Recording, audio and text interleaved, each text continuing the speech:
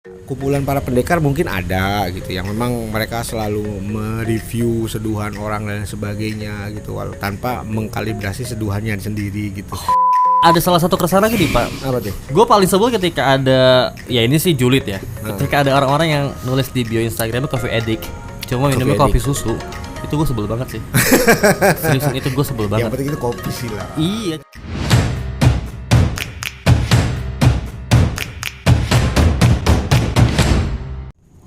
Halo, selamat malam, ketemu lagi di Mana Meni Podcast bersama saya Noris dan kawan saya Eko Denny. Oke, selamat ketemu lagi ya. Pak, kita pengen flashback era-era Cirebon di awal 2000-an.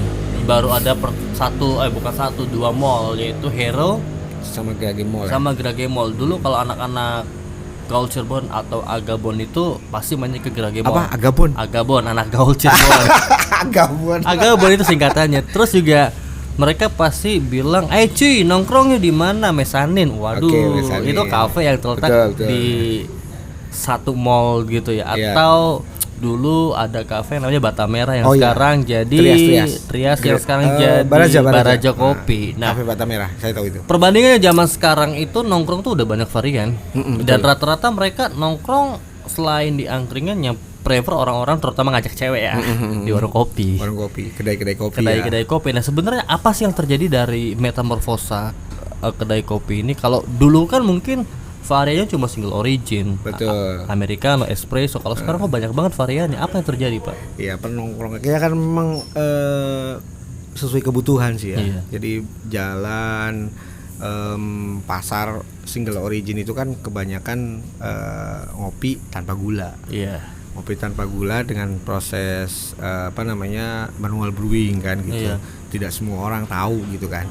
Nah, orang yang datang ke situ zaman dulu ya orang yang memang yang bener-bener niat pengen ngopi gitu, Iya. pengen ngopi. Kebanyakannya dulu kedai-kedai kopi juga baristanya itu masih turun ke konsumen ngobrol langsung bla bla. Jadi nggak seperti sekarang yang memang barista harus stay di bar, kasir harus stay di kasir gitu kan. Sekarang Bahkan ketika si baristanya nih ngobrol sama pengunjung dimarahin sama owner, lu ngapain? betul gitu kan.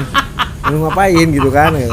Padahal kan ada Misalnya kayak hospitality ya. betul, ada konsep kalau di kopi itu ada namanya konsep slow bar. Slow bar. Slow Dan bar. bahkan itu dipertandingkan. Kalau slow bar itu lebih enggak ke ya? konsep ini jadi si barista itu berkomunikasi langsung dengan konsumen. Misalkan ketika konsumen datang ditawarkan mau single originnya apa, beansnya apa, mau metode seduhnya seperti apa. Nah, biasanya kalau konsep slow bar itu di depan bar itu ada kursi. Jadi si konsumen itu duduk di kursi itu sambil ngobrol. Ini saya pakai drippernya V60, nyeduhnya begini gitu. Ini ranking siapa ya? Ini motor General ini. General. Vespa nih. Hormat harusnya ini. Sorry ya, agak sedikit terganggu ya karena kita take-nya di ruangan terbuka. Ruangan terbuka. Oke, balik lagi. Tren kopi sekarang mungkin sudah berubah. Kalau dulu emang cari kopinya. Betul. Kalau sekarang cari tempatnya. Atau cari baristanya. Ya loh, sekarang kan barista udah banyak cewek nih Pak, banyak cakep nih Pak gitu Boleh. Ya nggak apa-apa lah. Itu passion Anda pribadi disampaikan nggak apa-apa. Oke. Sah-sah saja. Ya karena gini loh, istilahnya kan Bapak sebagai penikmat kopi lama gitu kan. Pasti lebih tahu tentang gimana sih kayak keunikan dari warung kopi sendiri dan terutama bagi para pengunjungnya. Nah, ya. kalau orang-orang dulu mungkin yang menikmati single origin tahu nih beansnya ini rasanya keluarnya ini nih. Kalau sekarang ada nggak sih kayak semacam konsumen yang sotoy yang pengen terlihat istilahnya ya, yang pengen terlihat wah gitu ya, tapi dia salah pesen. Oh, salah pesen. Iya, bukan masalah pronunciation bilang espresso atau americano ya, tapi tentang kesoktawan dia pengen single origin tapi ternyata nggak masuk di dia gitu. Oh gitu. Kalau itu dari dulu sebetulnya sudah banyak kejadian kayak gitu. Kayak FOMO gitu loh. Nah, FOMO juga ya itu sebuah fenomena zaman sekarang sih. Kalau misalkan sekarang kan sebetulnya yang namanya menu kopi di setiap kedai kopi itu semuanya sama. Cuman prosesnya ya berbeda. ATM aja lah. Amati, tiru, modifikasi. Beda-bedanya seperti di situ aja. Jadi kalau di kopi itu menu itu nggak ada yang original, semuanya itu adalah tiruan, proses tiruan dari yang namanya cappuccino bla bla bla. Bedanya mungkin cara servingnya, si cupnya yang beda gitu kan, sama ya yang membedakan pasti beansnya gitu. Nah kalau model-model konsumen kayak gitu zaman dulu ada namanya pendekar. Oh sebutannya pendekar Gitu. Pendekar tuh memang bisa jadi dia tahu kopi atau bahkan nggak tahu sama sekali. Nah jadi motivasi menurut saya orang-orang kayak gitu tuh cuman ada yang pengen tahu itu ini cara nyeduh kopi atau pengen tahu soal kopi lebih jauh tapi dengan cara yang salah gitu. Itu bisa jadi seperti itu. Tapi ada juga yang memang dia tuh sebetulnya anak kopi, bisa jadi dia home brewer atau barista ingin menguji. Nah gitu, seperti itu. Nah kebanyakan dulu itu mimpi buruk buat para barista kalau udah kedatangan kayak gitu tuh, dan ujung-ujungnya memang nyebelin, dan itu ditandain akhirnya orang itu kalau datang ke kedai kopi segala macam akhirnya dikerjain lah sebagainya, banyak kejadian. Pernah dapat gitu. obrolan kayak gitu. Nah sering kayak gitu tuh kan. Nah sekarang sih sebetulnya pendekarnya lebih ke punya tempat masing-masing. Tempat masing-masing ya. Kumpulan para pendekar mungkin ada gitu yang memang mereka selalu mereview seduhan orang dan sebagainya gitu, tanpa mengkalibrasi seduhannya sendiri gitu. Disuruh bilangnya ini apa bla bla, si itu orang seduhannya gini. Ketika ada satu wadah contohnya kompetisi, itu kan untuk mengkalibrasi seduhan dia, disuruh ikut nggak ikut gitu kan. Jadi gimana mau kita memvalidasi kebisaan dianya gitu kan. Apalagi kalau masalah rasa itu taste ya. Iya betul. Nggak bisa sama, cuma betul, standarisasinya ada. Ada memang. Kalau di setiap kopi itu kan kalau ketika roaster itu nyangrai kopi gitu, ngerosting itu pasti dia ngeluarin notes ya. Di kopi ini keluar notes misalkan orange atau sweet banana, plum, grape segala macam ada di situ. Nah kewajiban si barista itu ketika bisa nggak keluar ngeluarin rasa-rasa dengan detailnya itu. Iya, testing note itu keluar nggak? Kalau keluar semua itu kayaknya mustahil, sangat susah. Tapi minimalnya bisa dikeluarin 1, 2. Ini rasanya pineapple banget misalnya gitu. Ya tinggal disampaikan ke konsumennya. Walaupun orang-orang awam pahit sama aja. Paling kalau gitu. Pahit asam. Ya betul, karena kan memang sensorinya beda. Sensorinya beda. Saya pun yang sering gitu ngopi single origin dan lain sebagainya itu kadang ya nemunya tuh kebal lihat lidah tuh ya. Paling nemunya tuh karamel. Terus asam-asam paling orange ya. Iya, nangka, pineapple gitu kan. Orange yang namanya grape apa segala sampai not yang lainnya tuh susah gitu kan. Susah untuk mendefinisikan ya. Iya betul, makanya yang penting diminum enak, nggak pahit banget, nggak tebel gitu, udah gitu aja, nyaman. Bahkan untuk nemuin rasa grape pun susah kalau menurut gua. Ya susah juga sih. Lebih kalau menurut saya sih lebih susah untuk ngerasainnya.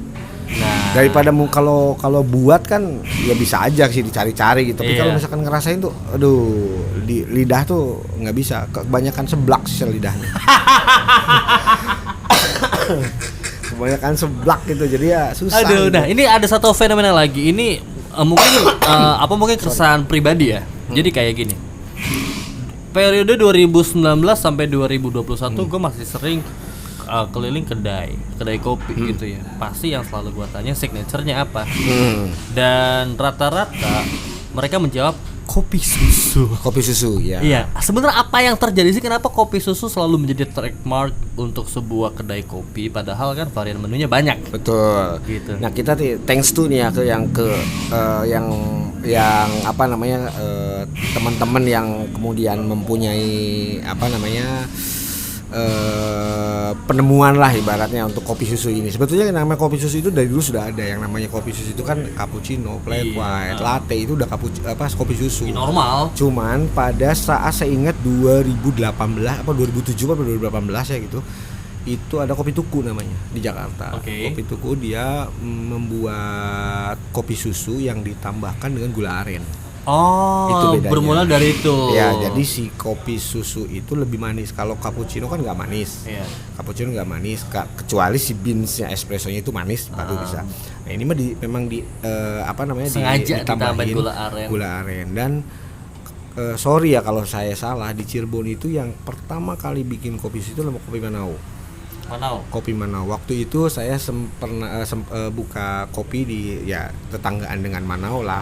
Saya duluan, kemudian Manau masih bangun.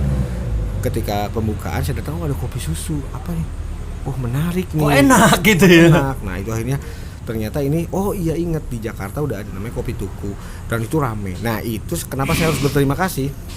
Dengan adanya kopi susu, siapapun bisa datang ke kedai kopi untuk ngopi. Iya, terutama cewek ya. Nah, awalnya itu untuk ngopi susu dulu. Nah itu cuma ada salah satu keresahan lagi nih Pak. Apa tuh? Gue paling sebel ketika ada, ya ini sih julid ya. Ketika ada orang-orang yang nulis di bio Instagramnya coffee addict, cuma minumnya kopi susu. Itu gue sebel banget sih. Seriusan itu gue sebel banget. Yang penting itu kopi sih lah. Iya, cuma gue sebel banget coffee addict. Ya literally kalau lu coffee addict ya Oke. Single origin dan kawan-kawan. Oke, emang favorit lu kopi susu gitu ya. Ya mungkin ini julidnya gue gitu kan. Jadi kayak lu tuh minum cuma kopi susu aja men. Lu kenapa harus nulis coffee addict? Coffee gitu. addict ya. Atau ada coffee enthusiast. Nah itu ada lagi. Tapi kayak yang perlu digarisbawahi itulah kalau kata coffee addict itu adalah coffee addict itu addictnya. Iya. Berarti dia ketergantungan pada kopi. Seharusnya mau kopi apapun juga, kopi susu mau single origin mau espresso, dia tiap hari harus ngopi. Harusnya itu. Setuju. Coffee addict tuh ya itu. Dia tidak bisa meninggalkan kopi. Konsumsi kopi setiap hari. Betul.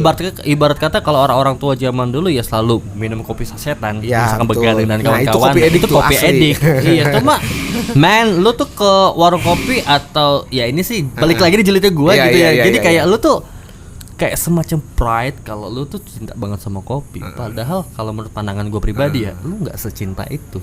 Dia nge-branding diri sendiri mungkin. Iya, mungkin lagi FOMO aja kali ya. Di Instagramnya kok kosong banget gue apa nih gitu kan. Coffee addict kayak gitu. Iya, sementara minum kopi susu bagi gue kayak oke. Walaupun benar, cuma bagi gue kayak oke. Nah ini biasanya kalau orang yang seperti itu ke satu tempat baru, ke kota baru pasti nyarinya kedai kopi.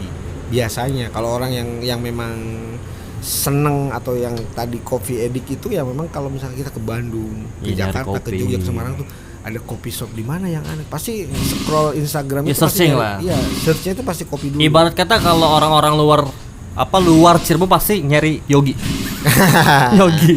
Yogi Irfandi dulu lihat gimana gitu. Atau gampangnya gini, lu coffee addict ya di Instagram, coba lihat explore lu gitu. Nah, explore-nya cewek-cewek semua. Nah itu dia, bahkan explore lebih kebanyakan narsis selfie. Anjing kata gua tuh, lu coffee addict dari mana? Iya, explore Instagram. Kalau Yogi Irfandi dikatakan coffee addict wajar, postingannya kedai kopi semua. Iya, dan memang dia tiap hari ngopi. Tiap hari ngopi sama sepedaan. Iya. Jauh-jauh gitu. lagi. Iya jauh gitu. Nah di situ jadi memang yang ditebelinnya tuh apa gitu. Coffee addict ya emang kayak saya misalkan barista bukan apa segala macam bukan ya udah abang mah coffee enthusiast itu.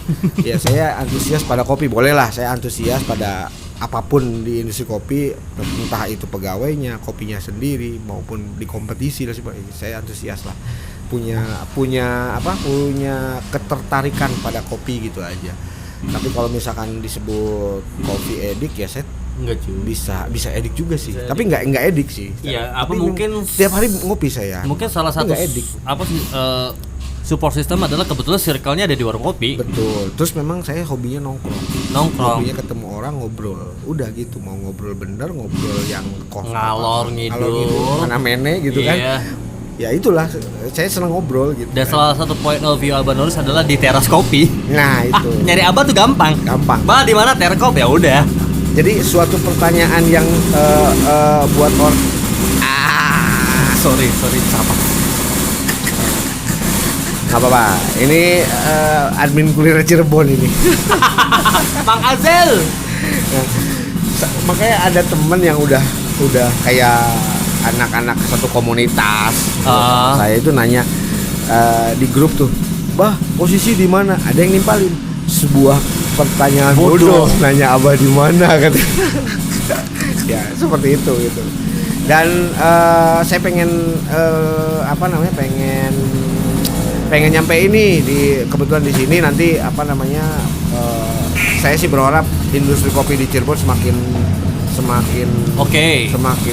meningkat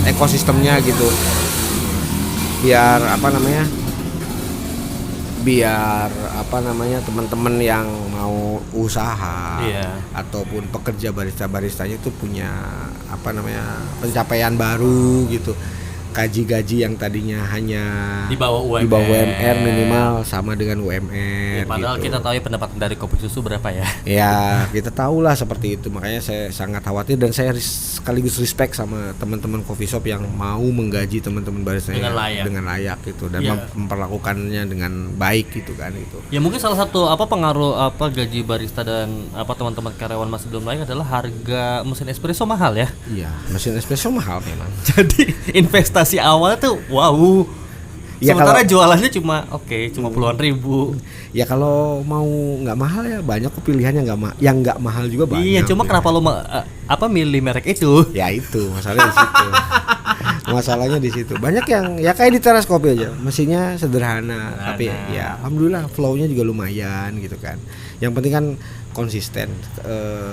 Saya punya sebuah apa namanya sebuah Statement, teori lah, sebuah teori kalau dalam coffee shop orang usaha kedai kopi di Cirebon ini. Ketika ada checkpointnya itu checkpoint pertama di 2 tahun, kemudian checkpoint keduanya itu di 5 tahun. Oh, jadi kayak semacam turning point ya? Nah, kalau di 2 tahun Yeah. itu udah bagus. Kalau stabil ya. Stabil dia bertahan 2 tahun udah bagus. Tapi kalau sudah bertahan di 5 tahun, saya yakin minimal 10 tahun dia akan terus bertahan. Istilahnya bakal menjadi salah satu let's say coffee shop unggulan Iya, di betul. satu daerah ya. Betul. Kalau udah di atas 5 tahun, saya yakin dengan pengelolaan yang sama atau bahkan ditingkatkan ya dia akan bertahan bahkan selamanya. Contoh Baraja. Oh iya, Baraja. Gua salut sih. 2011 atau 2012 Wah, itu. salah sih, semakin sebanyak apapun warung kopi yang ada di sini, Baraja Iya, tetap harus satu warung kopi yang disinggahin Betul. sih. CEO-nya juga kalau kita lihat di Google gitu kan, kalau kita buka coffee shop di Cirebon tuh yang muncul tuh Baraja. Baraja. Saya nggak ngerti apakah dia punya orang CEO sendiri, tapi saya nggak mungkin karena semua ulasan yang pertama memang Baraja. Plus rata-rata warkop itu pasti bermain di digital. Ya itu. Iya. Nah, makanya kan ada coffee shop yang baru dia pakai digital marketing, pakai konsultan digital marketing, sampai ngurus SEO namanya SEO. Ngurusin hashtag. Ya, SEO-nya tuh kalau bisa coffee shop saya itu ketika di search engine di Google itu muncul di page pertama. Dan itu kan ngurus susah. SEO. Nah, itu susah. Itu harus emang ada gimmicknya, ada triknya pakai orang SEO expert itu. Tapi Baraja kayaknya itu organik gitu. Organik banget. Organik ya. Berarti Baraja itu bukan warkop, coffee shop pertama. Coffee shop pertama. Coffee pertama. Coffee Jadi shop salah pertama. satu hal yang wajar ketika lo jadi pionir itu tetap ada Betul. di satu istilahnya kalau lo bilang coffee shop satu Cirebon ya udah Baraja dan Iya, betul. dan secara kebetulan juga ada di tengah-tengah kita. Betul di center gitu. Sentral Ibaratnya banget. kepala naga yang Cirebon. Kepala negara banget gitu ya. Situ. Jadi yang namanya market leader mungkin di beberapa coffee shop banyak gitu ya. Banyak. Yang ini lagi hype nih di sini, Iya. gini, gitu kan. Tapi tetap buat beberapa orang, apalagi orang lama luar kota pasti nanya Baraja. Baraja. Termasuk orang-orang kopi di Jakarta yang lama gitu, orang-orang kopi yang memang ini tuh taunya Cirebon ya. Ini Baraja masih ini ya, masih nggak gitu pasti. Nanya Bahkan Baraja. si Alter waktu itu pernah ngedatengin Rocket Rockers. Hmm. Rocket Rockers dan dia cuma pengen kopi di Baraja. Nah kan seperti itu. Cuma pengen kopi di Baraja, udah. Itu permintaan dianya sendiri kan. Permintaan dia sendiri, vokalisnya siapa namanya? Aska gue lupa gitu ya. Dia cuma minta, bro lu pengen ngopi di mana? Gue ada tempat, udah gue Baraja aja. Oh gitu. Karena satu emang nggak jauh dari hotel, Mm-mm. dan kedua emang dia mungkin udah nyaman Udah kali ya. tahu kan, udah tahu. kali. Dan masa kopi konsumennya pun sudah terprediksi kalau Baraja itu orangnya yang seperti ini. Ya tolonglah Mas Oji Baraja nih. buka baru lagi yang kecil sekarang. Oh, iya, di di mana? belakang Medland. Oh, Belakang di Medland itu kecil banget, lucu. Pakai mesin lagi. di dalam Medland atau belakangnya? Gang belakang Medland yang Oke, ke arah- rumah. Rumahnya kecil. Aduh, saya belum masuk waktu itu, masuk ke situ masih tutup jam berapa lah pagi. Di atasnya tuh ada rumah, nggak tahu tempat tinggal atau apa, tapi aduh cuman depannya tuh 3 meter ke belakang. Udah. tapi kelihatan membara aja, terus ada mesinnya. Ih, lucu ya? Dari luar. Lucu banget. Tapi di belakang Medland di Siliwangi, masuk ke dalam situ. Oke, nanti kayaknya harus Sore salah satu kayaknya tempat tuh yang bukanya. harus didatengin sih. Karena jujur ya 2021 akhir sampai sekarang jarang banget keliling warung kopi. Karena banyak banget. Satu kecamatan bisa jadi minimal 5 warung kopi lah sekarang. Iya, minimal. Apalagi kita lihat Jalan Sutomo. Pertumbuhannya. Waduh, setelah Tuparef terbitlah Iya. Sutomo. Tuparef Sutomo. bertumbangan. Saya awalnya ngira itu bakal tumbuh itu di Muhammad Toha. Oh iya. Muhammad Cuma Toha. ternyata mati ya. Ternyata Muhammad Toha ya itu pada kena street food sih. Oh iya. Street food di situ rame sekali sampai ke sana. Ya udah, mungkin untuk ajang itu aja gitu. Dan sebetulnya nih kayak sekarang di Pekalipan juga kan, Iya, street udah food banyak itu udah juga. rame kayak gitu. Ya makanya sangat unpredictable ketika ngelihat Sutomo ini dari ujung sampai ujung warung kopi semua. Betul, dari ujung awal ujung gitu kan, dari sini Iya. sampai ke Sambi sana udah ada kopi. Dan rata-rata para cewek-cewek lebih suka di sana. Ya, gitu. Iya kan? Misalkan gua ngajak satu cewek, misalkan ya, ke warung kopi, maunya di sini, anjing kenapa harus di situ sih? Rame, gua tuh males gitu. Gue tuh biasanya di sini gitu. Iya, gua kan. tuh biasa di sini. Dan apa ketika dia mau nggak enak. Oke.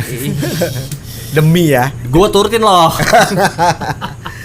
Oke. Oke. Itu aja mungkin cukup. Cukup Berapa? kali ya. Jadi ya balik lagi kita sangat mengapresiasi teman-teman warung kopi yang masih survive sampai dengan sekarang. Betul. Dan kita sangat mengapresiasi bagi owner kedai kopi yang bisa memberikan payment sesuai dengan yang seharusnya. Ya, layak lah gitu Iya, ya. dan balik lagi ada turning point untuk kedai kopi 2 dan 5 tahun. Ya, Dan oke. semoga semua warung kopi Cirebon bisa melewati itu semua. Iya. Nah, oke, gue Eko Diri pamit. Bye.